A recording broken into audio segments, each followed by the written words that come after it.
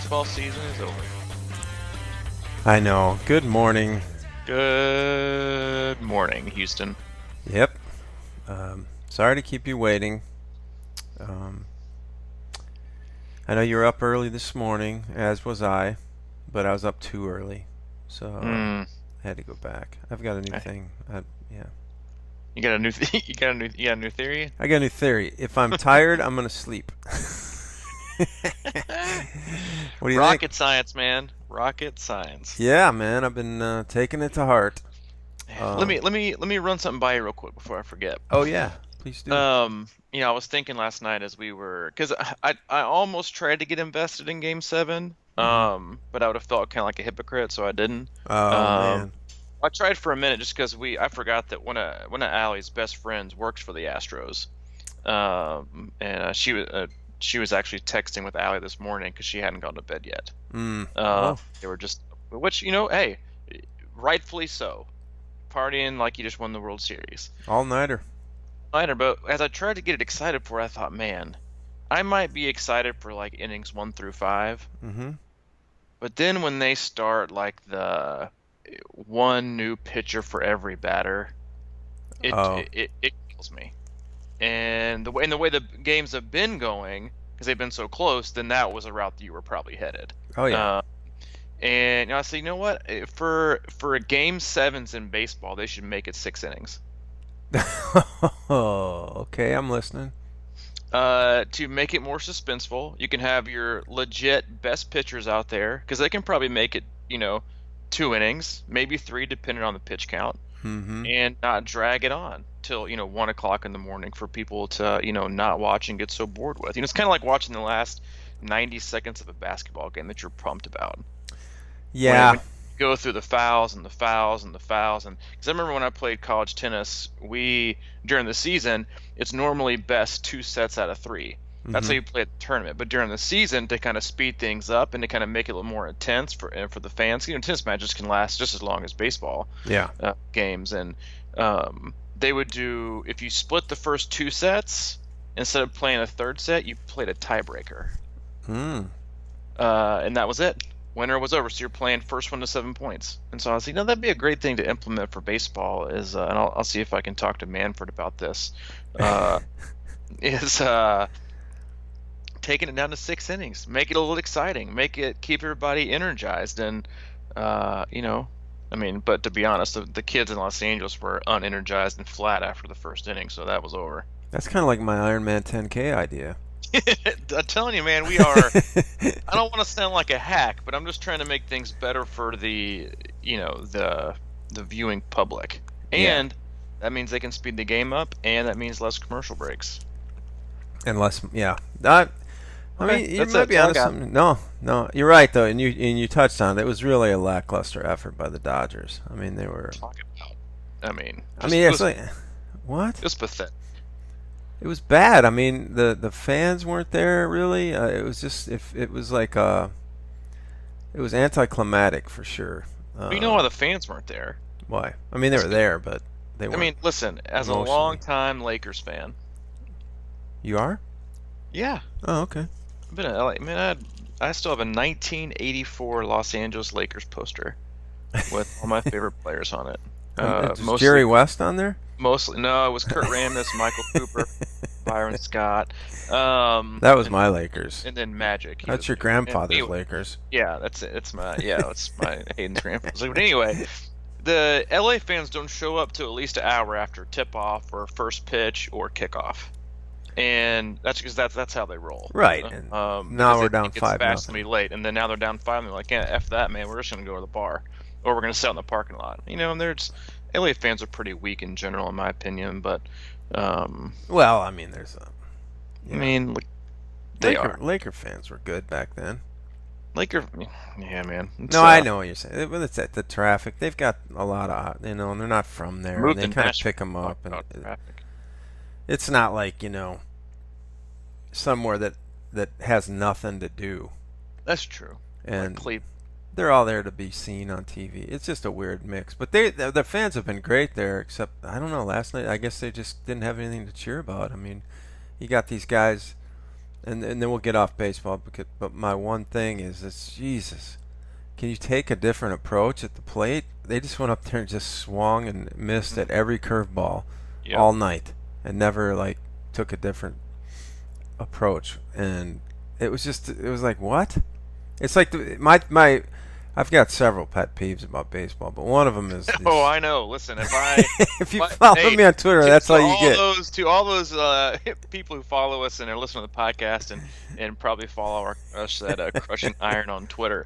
If you ever want to see the baseball side of old man crotchety Mike who yells at the kids that speed down the street with his hands, check out his Twitter feed during the Major League baseball playoffs, and you will begin to learn the pet peeves of Mike Torelli. Yeah, I kind of back. I mean, nobody cares, and that's the weirdest thing is I'm going, no, man, here's a zinger that's going to get the old school fans riled up, and nobody cares. My boys aren't on Twitter, evidently. Exactly, because old school people aren't on Twitter. It's like your captive audience is like, who's this old dude complaining about, technology in the strike zone? I just sit around in my letter jacket and tweet all series. I mean, really. No, but the one thing is just like all these shifts now, where they move the whole infield like over to the right side.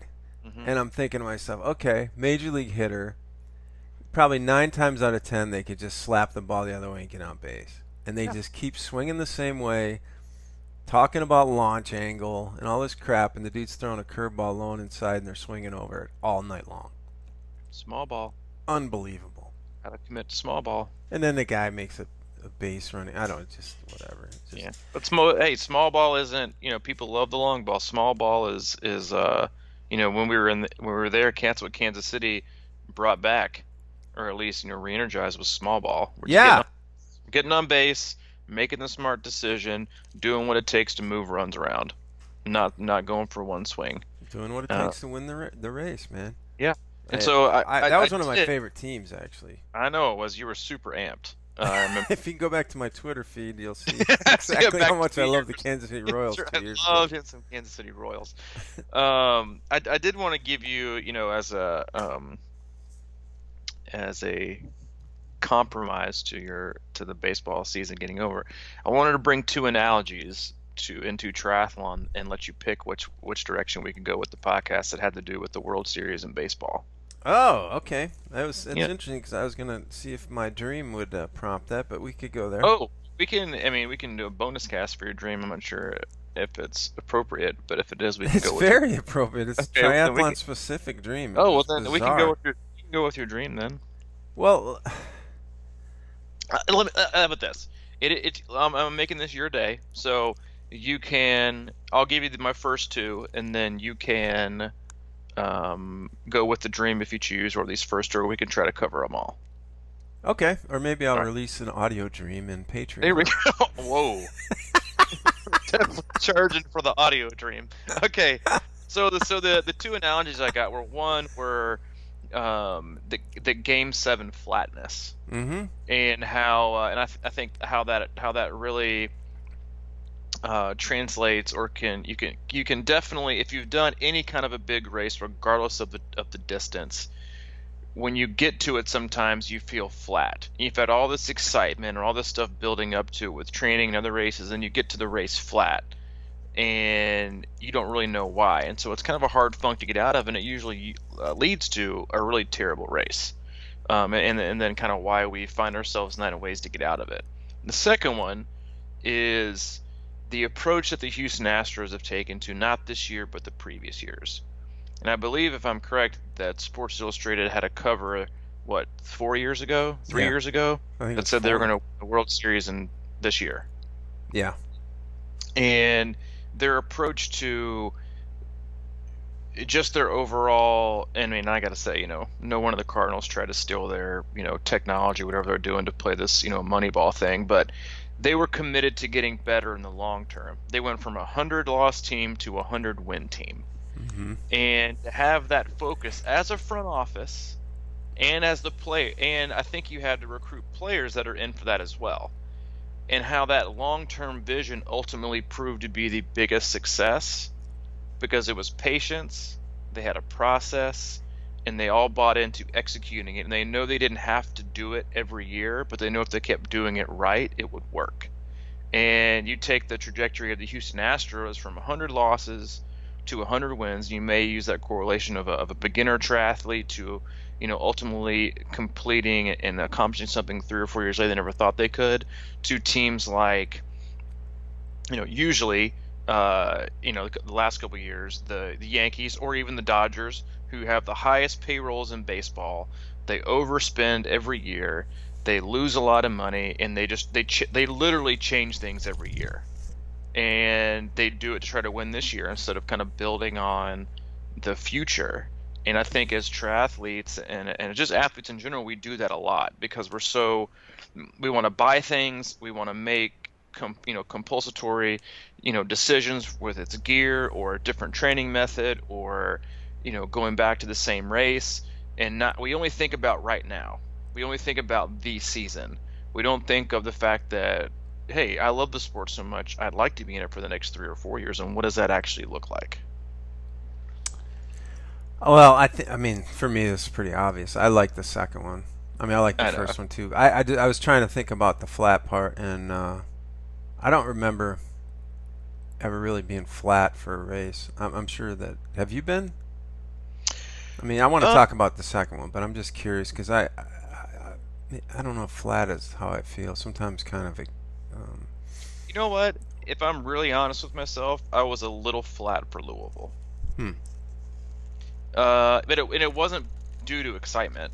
I think it was due to bad execution of compartmentalizing my role as an athlete and my role as a coach. I get that. And so I think and it's a learning curve, and I've talked to coaches a lot about, do you like to do races with your athletes are there? Do you like to do races where there aren't a lot of them there? And the general consensus has kind of been honestly split 50-50. They love, obviously you love being there with your athletes and you love being able to race them and see them on the course. But it's one of those things that takes practice. Because as a coach, when I'm in the coach role, it has literally nothing to do with me. It's all about the athlete, all about their success, all about their preparation. And so that's where all my energy goes. And so I think that I just did. And I'm not putting a blame on that aspect for any of it, because I felt great fitness wise. But from a mental aspect, I think I just maybe not flat, just not as specifically engaged as I feel like I should have been. Because I don't think you can just turn it on race morning, and that's what I tried to do. Yeah. It's like, you know what, I can just turn it on race morning, put some earphones in and go, but for an event and the day that's that long, I think it just takes you longer, and you just don't have time. So, but anyway. Well, let me just make the hypothesis that your second option has a huge impact on the first. I mean, because if you think about that game, I mean, the one thing I noticed about Houston throughout that series is those guys just love to play baseball. Kid. And that's what kind of I thought about the Royals back in the day too. And I think the Dodgers obviously had some of it in them, but I think that the Houston just kept bringing that energy wave over and over and over. And it was just because they loved being on that field. They didn't care if that game went 15 innings or 6 or whatever it was. They were just playing to the last out. And I think that to me, it almost looked like it wore the Dodgers down a little bit. It was like, all right, we got Game 7 in our place. The momentum's going to be on our side. We got the fans. We got the whole 9 yards. And Houston just came right out and said, look, man, we're not going to sleep. Mm-hmm. They just came out and just put it. I think they put them away right then. I mean, it was just like and that. Kansas City was getting kind a of cramp incessant. At mile 8. Yeah, exactly. And Kansas City was, I mean, when we lived there, it was like, I mean, even as a person who lived there, I was like, dear God, this is insane. Yeah. I mean, it was, even from the fans, it was nonstop 24/7. Weren't, that energy and that team brought the same thing. And it's just like, it can overpower individual athletic ability, whether it's a pitcher or a cleanup hitter, which is, sometimes can dominate baseball. If you have a dominant pitcher, doesn't you can win 2-1 or 1-0. But yeah, they just come at you It's in like the waves. analogy. Not the analogy might be. It's sort of like being on the run and trying to hold somebody off, and then they just cruise right by you, like Lang Mm. did at Kona or something. I mean, Yeah, that because just I remember crushed him, Sanders. Yeah, I Sanders. remember Sanders saying like my mind kept telling my body to go and it wouldn't. Yeah, Yeah.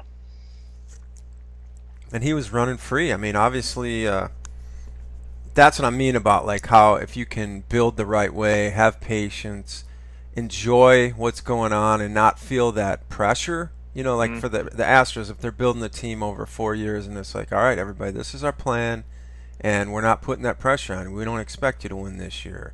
And you hear that a lot. You know, it's like you even heard it with the Yankees this year. They're a year ahead. They're a year ahead, Yeah. and so they were right, in the thick of it. But it was so easy, it's easy for fans to sit there and go, yeah, but they're here. Got to go for it, whatever it takes, and expect that. And then you never think about stuff like, um, putting players in positions that may in the long run hurt them or get their attitude screwed up or whatever. And I think that those kind of things, like you look at last night's game, and there's a lot of young players on the Dodgers. And I'm not saying it's going to impact them a long way, but Darvish, the pitcher, he had two horrible outings in the World Series, and I don't know how this reflects on anything we're talking about, but you kind of wonder, like, if that doesn't impact the rest of his career. I've seen it before, where Good. people try to maybe do too much or go too far, and then they have a bad experience, and it changes the way. And maybe that's something that can happen with training, right? Oh, absolutely. And is that kind of what you're talking about a little bit here? Yeah, I'm talking about making making compulsive decisions or excuses short term for either an excuse that you have a ton of time, or not thinking long term because you have to have it now. And I think that's kind of where we get stuck on the in between. Mm-hmm. Is oh, it's and yeah, don't get me wrong. You're like, being new to the sport is, well, honestly, it should be the most fun in some ways, because your improvements are just insane. Like, you're improving almost on a weekly basis because you have such a huge room for improvement. You're taking minutes off your run pace, whereas the longer you do it, you're not worried about minutes anymore. You're worried about seconds. And so it should be really, really fun. But it's that, and even as you go into like second, third, fourth season, it's like, okay, well, I know this worked for me the last 2 years. I've got to change it up. Mm. Like, we always have to fast track it. Mm-hmm. Yeah. Like, and we talk about time, like, that's just the society we live in. I want it now. It has to be different. I'm going to change it, instead of, I'm obviously making progress. And I use this phrase all the time from Kirby. It's like, progress, not perfection. But we so oftentimes try to hurry up the progress towards perfection that we end up just sabotaging ourselves and taking steps back. Or you read a new article from some stupid triathlete magazine of like the 5 best workouts for the epic half Ironman. And you're like, yeah, okay, those, nobody really does those. And you change up your whole entire, philosophy on training, and it's like, and it's this obsessive thing, and it hurts people. It either takes you, 4 steps forward and 2 steps back, or it sabotages progress. And that's just something that I think everybody does, is that you want everything now. Yeah. And that's something that I'm going to go over here in about an hour in my active athlete closed group. I'm going to go over Training Peaks and the ins and outs of Training Peaks and the data, because that's all everybody. Well, that's not all. A lot of people just data. What are the numbers telling you? How is my pace? What is this? What is that? And it comes down to 4 things.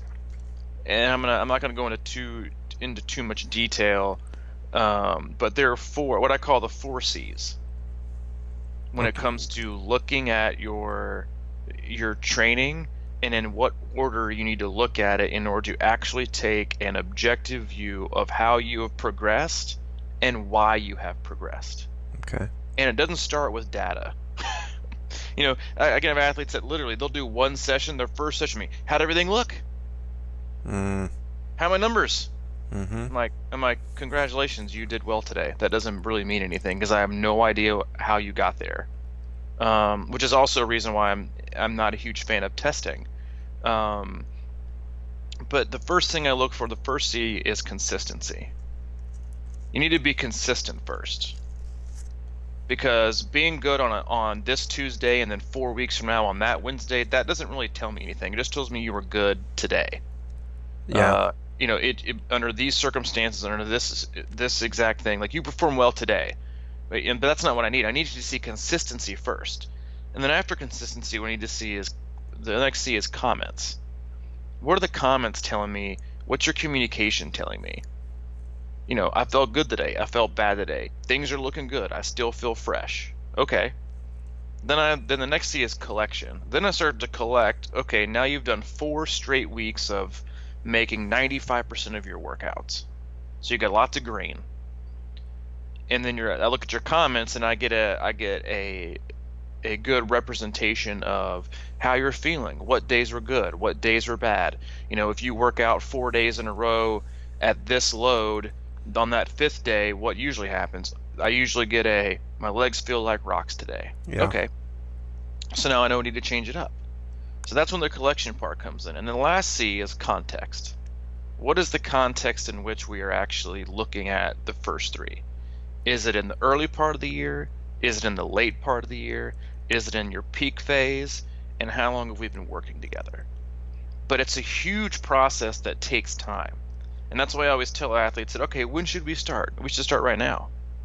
And it has nothing to do with you starting and coming on as an athlete, and doing it now, because a lot of people, think they need to wait, but it takes time to learn an athlete and to learn how they adapt and to learn how they, respond. And it's very much like a relationship. If you like somebody, then why are you going to wait for the first date? Let's get it going.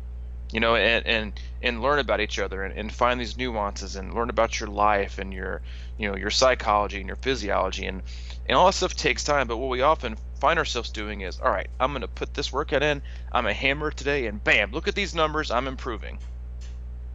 And then the next workout, if we don't hit those numbers, then what happens? Something's got to change. I'm not hitting my numbers. I'm getting slow. I'm getting slower. Mm-hmm. It's like, you remember this back, I think, 2 weeks before Louisville, I had some people whose seasons were done, and there was, I remember that huge heat wave that came through, and we kind of thought for a minute Louisville was going to be like, Louisville 1.0, back in the good old days when it was a heat fest. Mm-hmm. And it got really hot here, and it's like, I got, tons of comments. I'll give you 2 examples. I got a comment of somebody I work with in Nashville. I just feel like my running's falling apart. And I just had to respond back. Okay, well, let's look at it in the context of what's happened. You just went to a football game. You travel back the next day, and the next day it's like almost 98 degrees in September. Mm-hmm. You tell me what really happened. Okay, yeah, I guess you're right. Mm-hmm. And then athlete B, who traveled from Texas to Green Bay for a football game and party festivities for 4 days, comes back on a Monday and has a shitty run. I just don't know where my run's gone. Mm-hmm. I can tell you where it went. It's like but it's those like it's that like, okay, I can see the tree, I can step back, I can see the forest. Now I can see each individual tree and how it makes up the forest, and why a tree might be here and why it not. And instead of just cutting them all down and replanting and starting over, just keep building. And we so often like, all right, this tree's here, nope, don't like it, I'm gonna chop it down, let's plant another one. And the time it takes to plant the seed and to grow it and to keep starting over just completely negates any forward progress. And I just think that we do that a lot as people, as athletes, that we're so you can make tweaks. You don't have to always make drastic changes. But that's, going back to like I think 3 podcasts ago was that addiction we have to distraction. Yeah. You know, it's Yeah. it's that It's you know, yeah. It's what you're saying is really resonating with me. It's that's that prisoner of the moment mentality, and it's kind of a weird one to juxtapose because you want to be in the moment, right? I mean, that's the other thing that I always think yeah, about I is know. being in the moment, but not being a prisoner of it.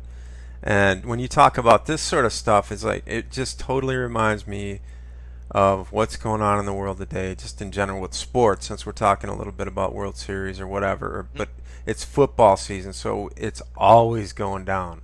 You know, God, first half of a game, everybody on the team is ready to fire the coach, and it was like, but the good coaches understand what you're talking about.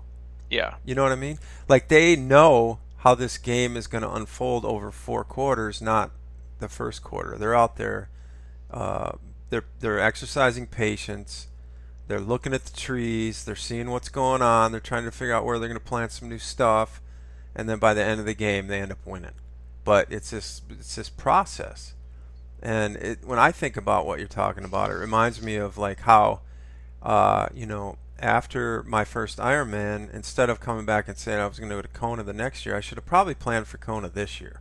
Like 3 or 4 years later, and really kind of like looked at what that was going to take based on my history, based on my attitudes, based on my lifestyle, and what was going on, all kinds of different things. So I think that's a really great point. I mean, when you talk about, because I am a late, um, entry to this sport in my life, and there was tremendous gains. It was like, wow, you get in that mindset of like, man, I got to keep seeing, how do I keep seeing stuff like this? And then you end up pushing yourself to ridiculous limits to try to kind of keep that gain high or something like that. hmm And the next thing you know, you're all out of whack and you're losing love for the sport and it's not making any sense. And you're just, you're opening up doors that you can't even find anymore. So yeah, I totally get this. But it's. I mean, you said about the football thing, and I always think that about when they do preseason games. If somebody does really, really, really, really well, they always caveat or they always preface with but it is the preseason. They're going up against third stringers. Yeah. But then when somebody does just flat out terrible, they're like, oh, X team's in trouble. They better figure it out. And and you look at preseason records, like the best coaches aren't playing to win. They're they're they're playing to plan to win. In order to have that plan to win and to figure things out, they have to experiment. And that's what the preseason's for. Yeah. Mhm. Figure out what works so when it's time for it to work and it matters, you already know the answer. Yeah. It's You like you didn't run a bunch of shitty plays because you knew you were gonna it might make you lose, but you needed to figure out if X player could do X and Y player could do Y in these positions in this set on this down and perform. Because 4.5 months later, in the third quarter of the AFC Championship game, you need to know this. And if you were too worried about winning in the preseason, to skip this set out because you wanted this player and this player and this because you knew it would work out best then, mhm. instead of where it may work out best later when it actually matters. Do you have You're the gonna courage to let go of the outcome? bam. I tell people that all the time, especially this time of year. And I remember I used to get just like people would ask, "Why, are you, dude? I see you up there all the time on the treadmill running slow. Like, what's the deal?" And I'm like, "Because I'm training. Like, this is how we roll. This is how I roll. I put in volume. I do it zone 1, zone 2, and I eventually sprinkle in. But it's not fancy, and it's not like you said. It's that it's that anti-Strava movement of I know what works. And if what I'm doing today, it might not seem flashy or fancy or fun or fashionable, But 8 months down the road, guess what? I know I'm going to do things right. I know I'm going to nail things. And it's that total buy-in, and sometimes with athletes, especially the ones that I work with, it's usually comes after a breakthrough in perspective. So I've got this athlete that I work with in Minnesota, very gifted, very talented, and we first started working together. It was numbers, always trying to hit a pace, always trying to hit a pace, always trying to hit a pace, always trying to hit a pace, and I finally had to get it. I said, you know what? Let's just get rid of it all. Get rid of the GPS, get rid of the heart rate, and let's just run. And let's just see what happens. And over the past, and she'll know when she listens to this, but over the last 4 weeks, her run has I honestly can't even explain it, has just gone from, good to borderline great. To where she texted me and said, "Am I supposed to be this fast this time of year?" I said, well, yeah, because we're doing it the right way. And she loves every single workout that she does. But it's that change of perspective of winning today when it's just a workout in October or November, but it's executing something that's laid out for a specific reason. And you have to understand that and know that and want that to believe that when that day comes, all those days that may not look fancy add up to something really, really, really, really good. But you have to be, it's being patient, it's being consistent, it's not being a prisoner of the moment. Oh, well, I see so-and-so is doing this. Well, good for so-and-so. You're not them. There's just so many, we do all the time. It's just, we compare ourselves to others and their training. It's like, why am I even looking at this crap? Mm-hmm. Why am I even looking at these? I have athletes sometimes. Oh, well, I really, really, really want to be top 5 at this race this year. Okay, well, tell me why. Well, just because I want to. And, I look at the times from last year and this and this and this and this and this, and I think, okay, well, let's say you PR by 30 minutes next year, and you get 12th overall because a whole bunch of, really elite people came. Is that still going to be a success? Well, yeah. All right then. And it's another form of distraction, and this is like this is the pinnacle of distractionary time of the year. This time of year. Right now. It's either distract myself to wait with excuses till January, or I need to sign up for races that I probably shouldn't, but I need some kind of carrot to get me through. Or it's try this new type of weightlifting, or this new type of bike workout, or this new, and I'm like, well, what the hell just happened? Like, I understand the need and the want for less structure and less demand because you're not in kind of the thralls of the season. Totally get that and 100% support it. But it's the you know what it is? It's like, it's Christmas. Yeah. But I wanna. Mm-hmm. Commercials. Oh, I want that. Ooh, I want that. Ooh, that looks good. Ooh, how about this? What do you think about this? I'm like, what the hell changed? It just got cold. Yeah. Come on, man. Like, nothing else changed. It just got cold. You got a bike indoors. Sorry to hear that. So do I. We all do. You know what? If you're determined and want to and committed to getting better, you will make it work. And you will find a way. But it's just that I gotta have this and I gotta have that, you might lose yourself, or you might take steps back, or you might sabotage yourself, but it's hard. I get it. I 100% totally get it. You could make that analogy to a million other aspects of life when it comes to relationships. People just quit or quit jobs because they get distracted, or they just all of a sudden don't like it for a day, and they're like, "Hey, I think I'm looking for another job."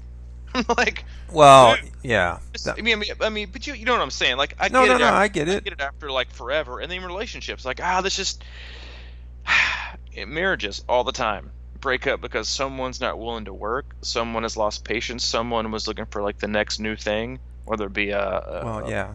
chasing, it happens all the time, but the more committed you are to anything in life, the greater the journey, the greater the success, and the greater the outcome. Yeah. Yeah, that's the thing, right? It's like, I think that's just it. Is like we get to this point in the year and we're kind of looking for a new batch of fun or some kind of new shiny object or something that, because maybe, you can't. It's sort of the hard part, I think, is just getting into a zone where uh, doing the right thing becomes fun, and you get kind of rewarded. You feel reward from that or something because it's so Hmm. easy to kind of, like you're saying about, search for a new job or, some kind of new spice in your life. And that's just that endorphin rush or that dopamine flood or, it's just a short term kind of like, yeah, man, I'm gonna, do. I'm gonna start getting on what do they call that? Aqua bike Hmm. program at the Y, because that's, it just seems like it'd be the thing to do is get in the water and pedal bikes and get or whatever. It's just like, and I'm not saying any of that stuff can't be good or whatever. It's just that, and like I speak from experience because I do this. That's why I feel like I can even talk about it. Is like I'm always looking for some kind of new training angle or something else because the reality for me is getting on the bike and or going for those long slow runs just doesn't quite get it for me a lot of times, and I haven't figured out the formula or the approach to actually kind of enjoy it. It comes and goes. So I think that that's what we do here a lot of times is just sort of talk about things and rehash them, and then in hopes that for others and ourselves it sort of kicks in. You know what I mean? Oh, I would Like it totally. sinks in and we realize, we rational or not rationalize, but we recognize it in a new from a new angle and perspective and be like, there it is. That's what I've been trying to sort out for the last 4 years on my journey to Kona that never even gets closer or gets Well, further away. well, I think we do this. I think everybody does this to an extent, and is in order to we all in talking about prisoner of the moment, we can't ever just jump up a little bit to change it. We got to go big Mm-hmm. in order to fully distract ourselves and fully change everything. And I'll give another example of an athlete that I work with who, um, actually another Minnesotan, but she just started into training, was like all in on this. I want to do an Ironman. I want to do an Ironman. I want to do an Ironman. Like fresh off not having done training or triathlon training at all for like 2 or 3 years. It's okay. Let's kind of hold our horses a little bit, and I can do this, I can do this, and so we started a few weeks, and we were getting lots of reds. Not missing workouts, uh, which that's not even the bad part. It's finishing workouts but being frustrated, being discouraged. You want more right when you start, or you want something different, or you got to have this big goal. And so I changed some things up and really really minimized her weeks, because what the most important thing was is to start was not adding more. It was making it attainable Mm-hmm. and consistent. And so we went down to a different training load, and she hasn't missed a workout in 3.5 weeks. And it's gone from I want to sign up for an Ironman, I want to sign up to, man, I'm just really enjoying this, and I'm really enjoying getting better. And when I'm ready, I think I'll know that I'm ready. And I was like, hello, that's exactly how it should be. Instead of grabbing this out of thin air because I want, jumping up 5 stories when I should be on the ground floor because the fifth floor is more exciting. But in order to get to the fifth floor, you usually got to go one, two, three, four, five, Mm-hmm. and it makes it a lot easier and a lot less stressful. But usually we change something so drastic, or man, I only average like 10 or 11 hours this year. God, I want to improve. I'm going to start out with 20, because that's the surefire way to get me there. And then what happens? You get dejected, you get frustrated, you miss workouts, and so I think it's super common, like you said in a couple minutes ago. It's like I went from my first year in triathlon, I had a great result to Kona next year. Yep. it's like it's like, well, why not like just trying to improve? Like take 20 30, listen, once you get to a certain level and a certain like time in triathlon and long distance stuff, like just taking off like 30 minutes or 10 minutes or 5 is a huge deal. um but that's not nearly as fun or tantalizing, or we can take hope and distraction and all this stuff and put it in one big box and use it for, I don't know, a good solid 2 weeks until it sets in that, okay, maybe that's not really for me, or maybe I need to be a little more you know even keeled and patient about this. And but yeah, I mean, I think we all do it, and we do it a lot. But I think that's something that we could all work on, myself included, is, and I have to, in coaching athletes helps me do that with myself instead of like trying to jump to this or that. Is it's really increased my patience level, because man, type A athletes are not the most patient individuals, but it's that hurry slowly mentality. It's that, getting fast slowly but surely.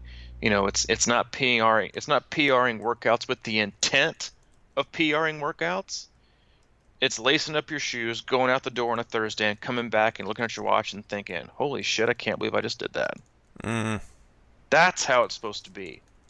PRs without intent mean much, much more to you as a person than setting a PR with an expectation and intent before you even went out there. Because then you're just, meeting what you originally thought, and then if you fail, you're not good enough. Or you should change things. I should run more. I should bike more. Well, hey, you may just had a bad day, and God forbid that's like one of your testing days. And then you're going to base the whole next 12, 16 weeks off fixing a problem that may or may not be there, or shooting over the moon.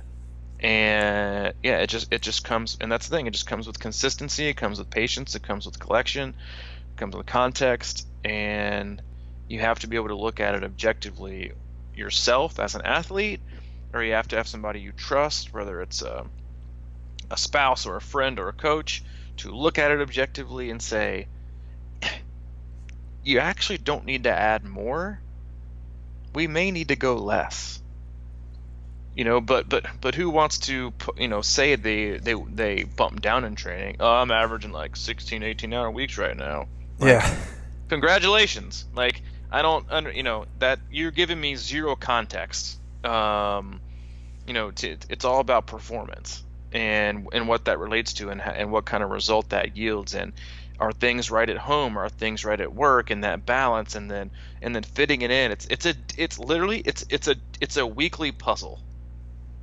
And if you keep trying to jam a piece into your puzzle that's not supposed to fit, you're never ever ever going to get it right. Or if you pick a new puzzle every week or every month and try to change it up, you're never ever ever going to finish the puzzle to see the big picture. You're always going to be working, and you'll never get to see that finished product. Yeah, it's like a big formula to try and figure out how to put that F word in your training. Mm-hmm. Fun. Yeah. You Wait, know? this is supposed to be fun? Who knew? Yeah. And okay. So, I mean, when I saw that article you posted, I think it was this morning, right? Mm-hmm. Yep. And that since we're getting close to the end here, I thought actually this might work. If I could just go through my dream, I think I'm going to put it here because I don't think anybody would pay for my dreams. I don't know, man. You were looking pretty lean when you're Louisville. I was looking lean.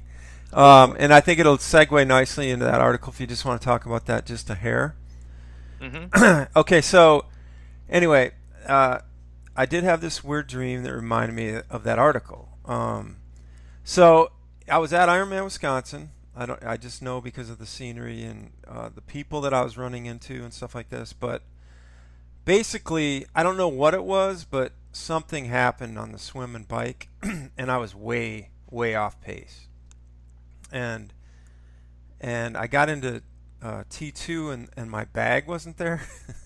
So which which I mean could be a very real real scenario yeah, I know. It's like, for you. so for me, yeah. And I'm like, oh no. So I literally regrouped and I ran out of transition barefoot. Hmm. And and it really put me in touch with nature. No. But Oh God. about, I think it was like maybe 2 or 3 miles in, I ran into my mom, and she had shoes in her backpack. So she um, gave me my running shoes, but like they were different. One was a Newton and one was Brooks or something.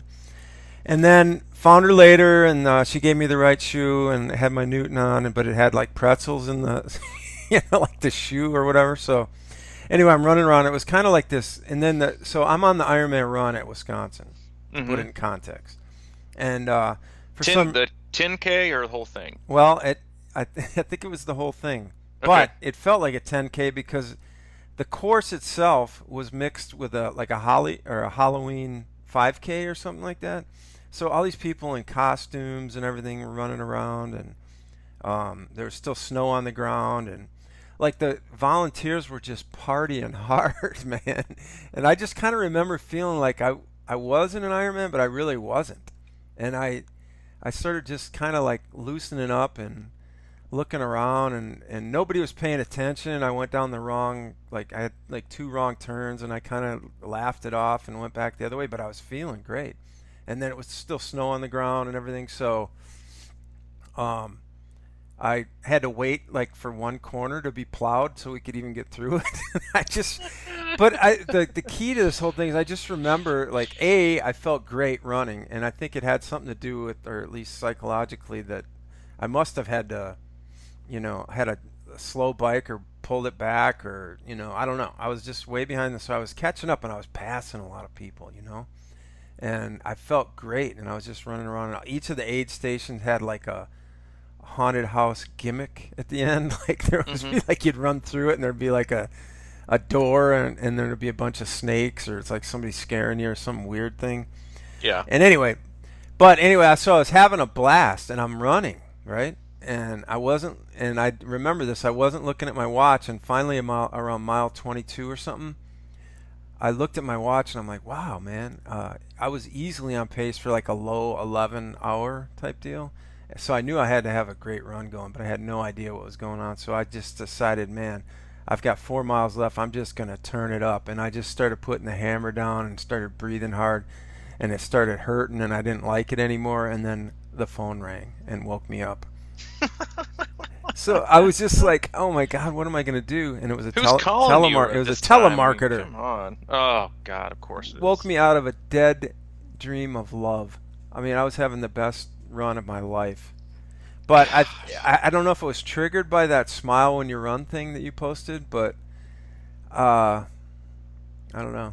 It really kind of was like, wow, that was fun. That was fun running that Ironman, and I've never had fun at all running. Well, I mean, I shouldn't say at all, but it was sort of like smile like Ross. And Hmm. anyway, that was kind of that was going to be my advice for Tracy too, because she's running her first marathon Yep. this weekend, and asked for any late minute advice. But I think it's just sort of like engage in the entire event. That's it. Enjoy it. Look around you. Yeah, look around Yep. and start off in barefoot for 2 or 3 miles, and then get shoes. Try it that way. But what was that? Yeah. Go through that article just a little bit, like the smile when you run to you deal. Yeah. Well, I mean, it was. I think it was Outside magazine that posted it, and they usually put out really really good stuff, and it's always very thought provoking, and um, but they were just talking about, at least in the lab, and they were talking about and Alex Hutchinson is actually somebody you'll see uh doing a whole lot of new things for Outside, as he just started working for them. He's a very big time sports scientist that actually just started with them, and he does a lot of things on human performance, a lot of papers, he's a great follow on Twitter. But anyway, um, they're just talking about with a smile and what it does to your perceived exertion and performance, and obviously the more you smile, the faster and less effort things are going to see, and usually a better a grasp of a smaller amount of perceived exertion usually almost always leads to faster running. And I think that you know and listen, even if it doesn't necessarily translate to immediate faster running, it's going to make you enjoy your run. And if you enjoy your run, you're going to run again. And then you're going to want to run again. And that will ultimately lead you to faster running. If not at that moment, definitely down the road. That's something that I've been really cognizant of here lately as I've ditched pace and heart rate on my runs over here on the trail is just running by and trying not to get pissed off when I wave at somebody and they don't wave back. Oh, you're getting to be like me a little bit. Man, like the runners wave, I'm like, come on, man. Like, I mean, it's usually old, decrepit people, but anyway. No, it's usually young people. Oh, not for me, man. Well, I guess it's a generational thing with you and I, because I am quite a bit younger. That's so, yeah, it's like those 40-year-old youngsters. It's like, what's this young dude waving at me for? But anyway, it's looking around and always smiling at him, and I always think, like, how cool is it that, like, this person's out here, like, really giving it a go. Like, even like if they're running like the slowest pace imaginable, I got way more respect for them than I do for what I'm doing, because I know how hard it's got to be. Oh, Because sure. I've been there. Mhm. But it just brings me joy to like see other people really pushing themselves and getting out of their comfort zone and choosing to get out of bed and choosing to walk out the door and doing something that they know is going to be difficult, but they get up and they do it anyway because they want to get better. And that's why I love just running on the trail anyway, because you see people and it's like you may not be working out with them in a direct way, but it's kind of still like a group workout in my opinion, because every few minutes you see another person that's pushing themselves or trying to get out of their own life and taking time to get better. And yeah, you're going to occasionally get the non-waiver. You're occasionally going to get the annoying millennial that's staring at their phone while they walk.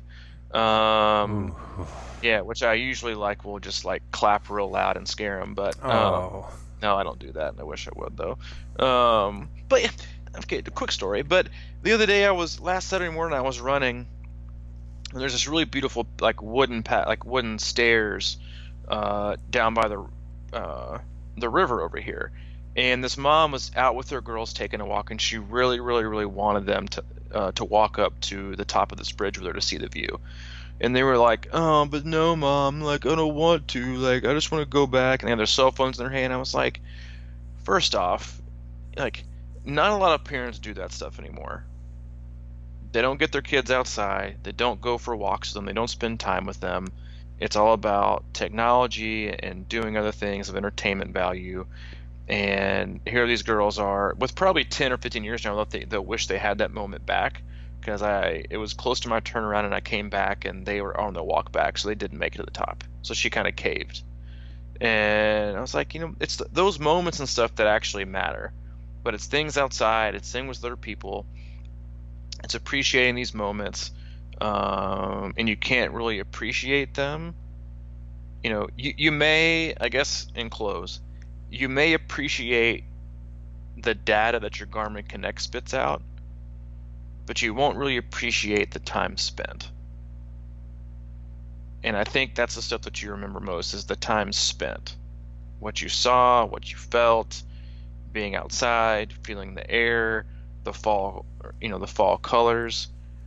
But if all you're obsessed about is getting back and uploading your Garmin immediately, because that's what you care about the most, then you're missing a huge part of what's going to get you to where you want to go.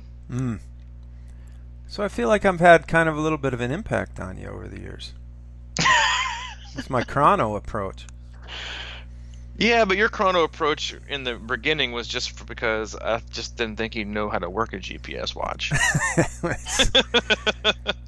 uh, yeah, that's definitely part of it. But I mean, I definitely don't know. I don't know how to get it from the watch into the computer. So, but I did. But my point is that I did have a Garmin that my friend Kenny gave me to use for the longest time, and it worked, and I used it, and there was a different kind of fun there for me. But in the end, it was like I always feel like 90% of those workouts were less enjoyable than the ones that I did while I was not paying attention to my pace or anything like that. So that's where I'm going with that. But, you know, it's not for everybody. I do like the feedback, and I do wish I could get more into that, just at least like from you're saying from the big forest and the tree perspective, you know, just to kind of keep an idea of what I'm doing, because I literally go out, you know, it's so funny to me because so many people like can, you know, just be like, remember that day we rode on the trace 7 years ago? And it's like, yeah, hang on, this is exactly what we did. And I'm like, it's just a memory to me. I have no record of that whatsoever, but everyone has these records of, you know. You know, for me, it's that ride in the rain. Yeah. I can tell you how long we went because it was it was 120 miles. Right. But I have no idea how fast we went. I have no idea what my watts were. I have no idea what this was. I just knew it was insane. I had a blast, and it was fun. And I would do it again. Yeah. Yeah, I mean, I just have a general memory like that, you know. It's sort of like it doesn't equate to numbers for me. It was just a ride of the ages. And but you know, that kind of workout, you know, happens a lot, and I just sort of have a vague memory of it, but it's a positive memory, and I don't have, you know, the elevation or the cadence or, you know, any of that kind of stuff like logged. But, you know, it'd be nice, you know, I mean, maybe not to, I don't know. Sometimes looking back at that stuff is great, but like for me to be able to look at a season and actually see what I did, sometimes I take notes and I kind of write down what I did, but I never have the, you know, output. The forecast. Yeah, so, which is why Training Peaks for me is usually red. Usually red? I think you should say sometimes green. Sometimes green. Usually. Yeah. Instead of usually red. So. Uh-huh. All right. Anyway. That's good. I gotta get off here and go do the final prep for this Facebook Live Q&A for our closed group for our active athletes. All right. That sounds good. Yeah, I'm on like the cutting edge aspect for this because Facebook just launched like very quietly, I guess, share screen on their Facebook Live. Ooh. Whiteboard. Yeah, so I had to download some like app and install it, and which, you know, as you know me very well, is not the easiest thing for me to execute. But I did a little test this morning. Yeah, and you're the tech guy of the group. I know, right? I did a test this morning, and it works. So I'll be able to show Training Peaks and scroll through and give examples while I'm answering questions. And I mean, let's be honest, nobody wants to stare at my face anyway for 30 or 45 minutes. So it's a win-win. It's a win-win. Well, maybe I'll pop in on that. That'd be good. It'd be good for you, man. You know what? Maybe I'll pull up your active Training Peaks account. Yeah. See this guy. Make sure you blur out my name. Yeah, I will. I'll blur it out. This guy here is a prime example of forest What before the not to trees, do. or whatever. Yeah, exactly. Trees before the forest. Yeah. Okay, so yeah, lots of people coming into the closed Facebook group. Search Crushing Iron Group on Facebook, and we'll get you in there. We've got camps coming up next year. Man. And I was thinking, you know, we should have a cold running camp in January. What do you think? I'm in. Let's go. Cold running camp. Really, you know, accessible. You can, you know, limited. We can find places for you to stay maybe, and we'll just do some cold running. Yeah, or just come visit Nashville and let Micah know, and Mike and I know we can train with you a little bit. Yeah, if that happens, for sure, that's always out there. Mm-hmm. Always open. Nashville's always open to the world. And people are taking advantage of that offer. Oh, dear God, are they ever. Here we go, over an hour again. We're killing it. Oh, we are? Okay. Should we go for another record? Another PR? Another PR every day, man. Podcast PR. Podcast PR, man. Yeah. Anything else you want to say? Are we still... we still coaching. Coaching's always available. Coaching is always available, so if you have any questions about coaching and what we offer and how we offer it, cost and accessibility and team discounts and all that kind of fun stuff, you can always check out our website, crushingiron.com, or you can email me directly at c26coach@gmail.com, and we've got everything from how to not suck at swimming plans to half marathon plans to off-season plans to beginner plans to customize weekly coaching. So when in doubt, reach out. When in doubt, reach out. Yeah. It's about it. Oh, and looks like we may have visors to offer you soon. This is true. I believe I have finalized. Yeah, we should have a lot of it. Really, honestly, some. This is the least favorite part of what I do, but I know that it's in high demand, and therefore the people ask, the people shall receive.